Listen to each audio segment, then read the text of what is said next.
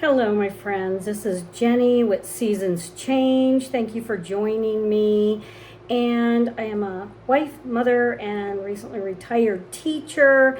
And we are geared here towards the Generation Xers and the baby boomers, also known as women in their 50s, 60s, 70s, and above. And we talk about relevant issues such as grown children and loss, savings, and how to make money in retirement, and adult children, and so on.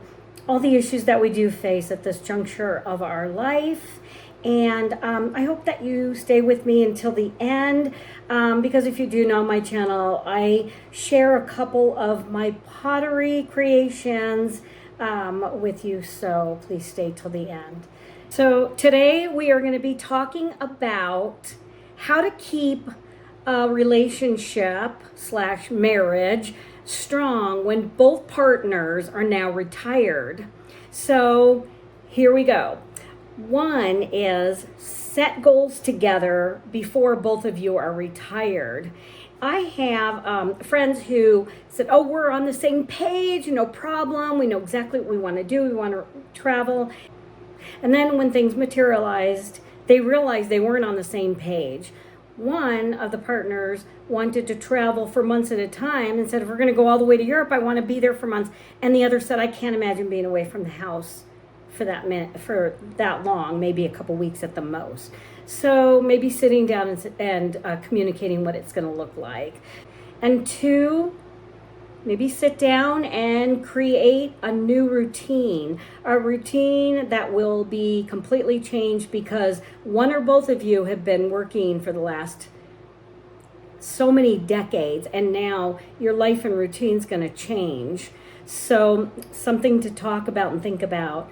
And here we go with 3 is allocate personal time for yourself and allow your partner to allocate personal time for themselves. So have separate hobbies and separate groups and time away from each other as well. So even the best marriages go through hard times, especially when you spend 24/7 together. So I know that for us, we like having different times that we do our own thing.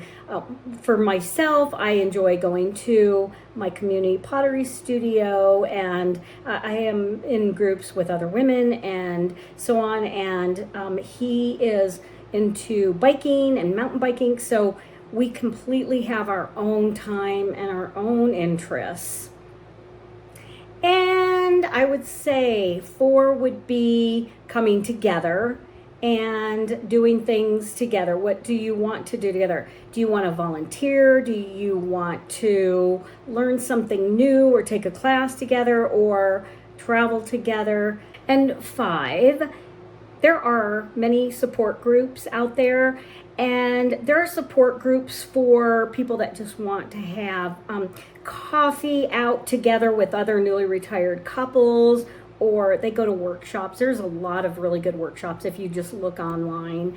So that's another suggestion. And then there is 6. Let me see. Don't think that your partner is there to entertain you. Or vice versa, because a lot of newly retired couples have told me that they believe that one of the partners hangs around a lot, like, what are we going to do together now? So that's not going to be real healthy, as when one partner thinks that the other is going to be their full-time entertainment.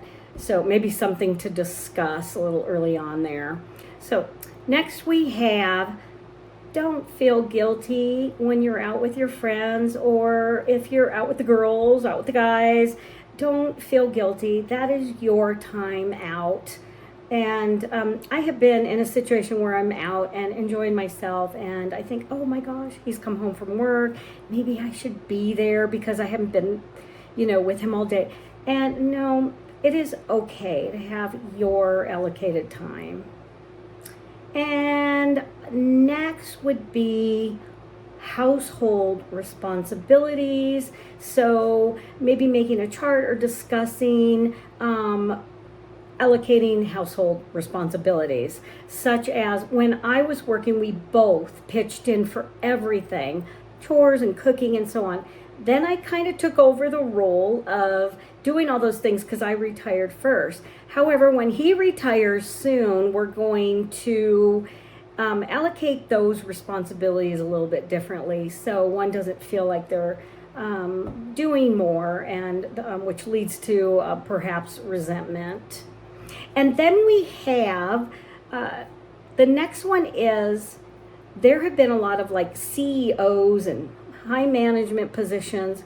When those people retire, they have had years and probably decades of having everyone around them listen to them and being in somewhat of a controlling role, which it is when you're in management and high management especially. And so they think that might work at home with their partner, and let's say it probably won't. So I have friends that have been principals of schools, and now they're retired and say, gosh, I've been in charge of like 2,000 people, staff and students, and he doesn't listen to me at home. I'm thinking, well, he's not one of your staff, so maybe rethink how that interaction's going to go for a healthier relationship. And then last but never least is how your money is going to go out. So we are lucky because we've been on the same page with money. We're both a little frugal. We don't buy a lot of things. So I think that maybe discussing how that's going to go with a set income of maybe the Social Security, your retirement, both investments, and so on, would be a great discussion to look at and write down and to figure out what comes in every month and what goes out and what capacity. So I'm hoping that those are a few things that might help you start thinking about when both partners are retired. And if you know my channel, you know that I always at the end show you some of my pottery creations, and love it. And so this one here is one of the bowls vases that I made, and it is the crystals that you put in the glaze, and then when they're fire, they explode in the kiln, which is kind of fun, and a little bit heavy. So that is it for today, and I hope you got something out of this, and thank you so much. Please subscribe if you haven't already. I appreciate that, and I will see you in the next one. And this is Jenny again with Seasons Change, and they always do.